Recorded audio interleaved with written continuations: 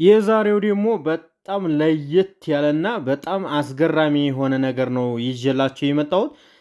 እንግዲህ የወንድሟ ሚስት ከሌላ ወንዶች ጋር ስትባልግ ይዛ እህትየዋ እንግዲህ ቤት ውስጥ አስራ እየገረፈች የሚያሳይ ድምፅ ይዤላችሁ መጥቻለሁኝ። ላይክ፣ ሰብስክራይብ ማድረጋችሁን እንዳትረሱ።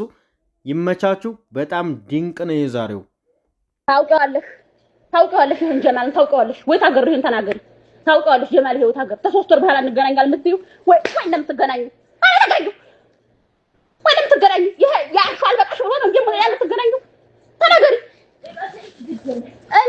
እህትሽ አይተሽ አዳኝሽ ነበርኩኝ። አሁንም አይደለሽኝም። አላቅሽም ከርከሮ አልናገርም። ምንሽ ነው በሸግስኝ ሁላ ነው አራሽም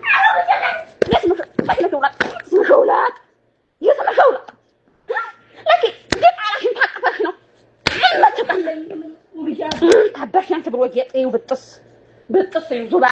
እንደዚች አይነት ጀግና እህት ግን የት ነው የሚገኘው? ይቺ ተሳስታ መሆን አለበት እንጂ ወንድ ሆና መፈጠር ነበረባት። ይቺ እንግዲህ እንደዚህ አድርጋ እንደምገርፋት ማን እንደምትገረፍ ታውቃላችሁ? ተገራፊቱ የወንድሟ ሚስት ነች። ምን ስታረግ ከሌላ ወንድ ጋር ከሰዋ ጋር ስራ ልውሰድሽ ብሎ ስራ ብሎ ወስዶ አሳድሮ መልሷት፣ ከዛ በኋላ ደግሞ ስልኳን ስትፈትሽ ሌላ ወንድ ደግሞ ከ3 ወር በኋላ እንገናኛለን እያለች ስትጀናጀን ይዛት ነው ይሄ ሁሉ መከራና ይሄ ሁሉ ስቃይ የሚደርስባት ማለት ነው። ግን ምን ያክል ብትወደው ነው ወንድሟን ለወንድሟ መከታ ጀግና የሆነች ሴት ግን እሷ ማታጠፋ ይሆን? እንደዚህኛይቱ ልጅቷ አትዝረከረክ ይሆን? ወይንስ እንደው እሷ የምትዝረከረክ ሴት ከሆነች ግን በወንድሟ ሚስት ላይ ይህንን ያክል በደል ማድረስ አልነበረባትም። ነገር ግን እሷ በጣም ጀግና ከሌላ ወንድ ጋር ከሐላሏ ውጭ የማትልከሰከስ ከሆነ እንኳንም ገረፈቻት። እስኪ ይሄ ደግሞ ከተጀናጀነችው ጋር ነው።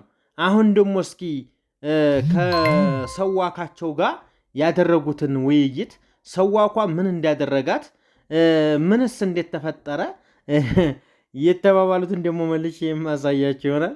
ይመቻችሁ፣ ተከታተሉ። ምን ቀን ላይ የፈረሽ ተናገሪችን ንጭት አርገ ጠውሽን ታላጎርስሽ ተናገሪ ዘምተናደራ የኢማን አብጓናለ አንቀ እንገልገልሽ ተናገሪ ዘምዘም የት ማን ሀብሉ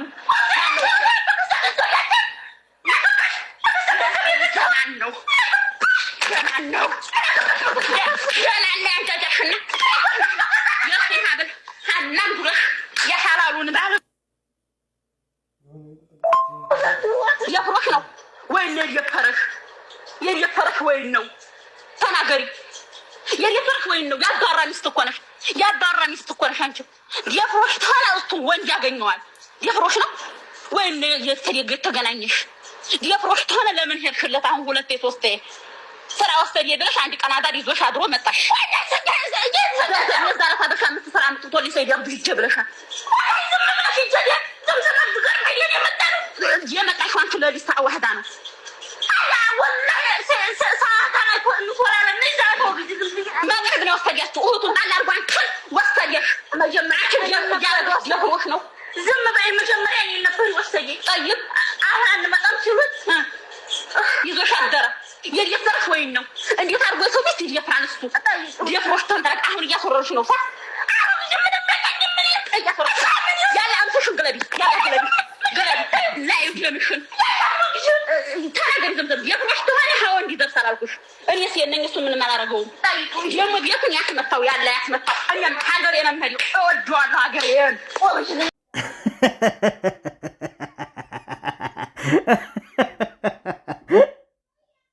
በጣም ይገርማል።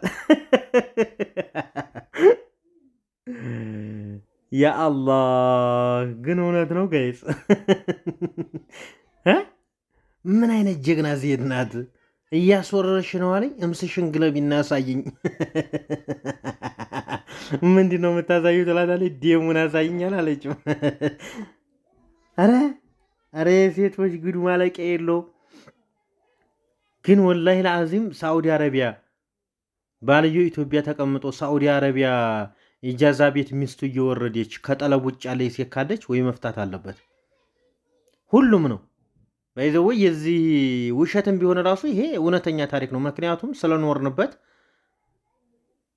አረ አረ አረ አረ አረ አረ አረ ሰዋኮች በቃ ሰዋኮች መጠየቅ አለባቸው። በቃ የሳዑዲ አረቢያ ሰዋኮች አንድ ቦታ ተሰብስበው ሹሜሲ ለአንድ ዓመት እስር ቤት ገብተው መቀጣት አለባቸው። በቃ ባልና ሚስት እኮ አልተገኘም እኮ በእነሱ ምክንያት ባልና ሚስት እኮ ጭራሽ አልተገኘም እኮ ጎበዝ። በቃ ይሄ ሰዋኮች የሚባሉ ነገሮች ሳዑዲ አረቢያ ያለ ሰዋክ በሙሉ ሹሜሲ ላይ መታሰር አለበት። ለአንድ ዓመት ታስሮ መጠየቅ አለባቸው። የነዚህ ልጆች አድራሻ መገኘት አለበት። አሁን እኮ ይህች ልጅ ሞታ ይሁን ዲና ይሁን ምንም የምናውቀው ታሪክ የለም። እስበሳቸው ተገላለ ይሁን የኒህ ሰዎች ድምፅ በሚታወቅበት ነገር ተፈትሾ ያሉበት አካባቢ መታወቅ አለበት። ከዛ ፍትህ ማግኘት አለበት። ይህ ጀማል የሚባል ልጅም ራሱን ማውጣት አለበት። ምክንያቱም በስመ ጀማል ሁሉም ሰው መጠርጠር የለበትም። መታወቅ አለባቸው። እያንዳንዱ መውጣት አለበት። ልጅቱስ ምንጉር ናት? ከሰዋህ ጋር የሄደች እንደገና ደግሞ ሌላ ጀማል የሚባል ከ3 ወር በኋላ እንገናኛለን ብሎ መጀናጀን ከየት አመጣው? ግን የምሬ ነው የምላችሁ ሴቲቱ ሰው አያይዟት ከሆነ ወንድ አስሮላት ከሆነ እንደዛ እየቀረጸቻት እንደዛ እየቀጠቀጠቻት እህቴ ብትሆን ተቀጥቃጭቱ እንደዛ አድርጋ ስታጠፋ እህቴ ብታቃጣቀጥ እሷንም ወንድም ተብየውንም ቤተሰብ ተብየውንም ሁሉንም ማጥፍቻቸው እዛው ነው ራሴንም ማጠፋ። ምክንያቱም መቅጣት ካለባት በስነ ስርዓት መቅጣት አለባት እንጂ ወይም መምከር አለባት እንጂ ራሷ አሁን መንግጋ የምትሰጥ ነው እኮ ነው። አሁን እቺ ገራፊቱ ወስዳ ራሷ መንግጋ የምትሰጥ መልኡን የሆነች ሴት ነው የምትሆነው እሷ ራሱ። ምክንያቱም መጥፎ ሰው መጥፎ እንደሚሰራ ነው የሚያስበውና ጥሩ ሰው ደግሞ ጥሩ የሚሰራ ነው የሚመስለውና መጥፎም ቢሆን በኸይር ነገር ነው የሚፈታው ማለት ነው። በጣም አናዳኛለይ። በጣምም ጀግና ነበረች። ጀግንነቷ ግን የወንድሟ ሚስትና በስነ ስርዓት መክራ በስነ ስርዓት አይቧን ደብቃ ከወንድሟ ጋር እንዳይለያዩ መጣር ነበረባት። ቀረጻ እንዲህ ጠቅላላ የሶሻል ሚዲያ ማራገቢያና መሳቂያ መጫወቻ መሳለቂያ ነው ያደረገቻት። ቁም ነገር በጣም ባለጌ የሆነች ሴት ማለት ገራፊቱ ወይም ቀራጭቱ ናት። ይችኛይቱማ መቼም አንድ ጊዜ ቁማ ሞታለች። ከወንድሟ ዙሮ ዙሮ የማያስደስታን ነገር ቢኖር ነው ሌላ ወንድ ጋር መከዱ። አላህ ይስጥር፣ አላህ ያወቅ።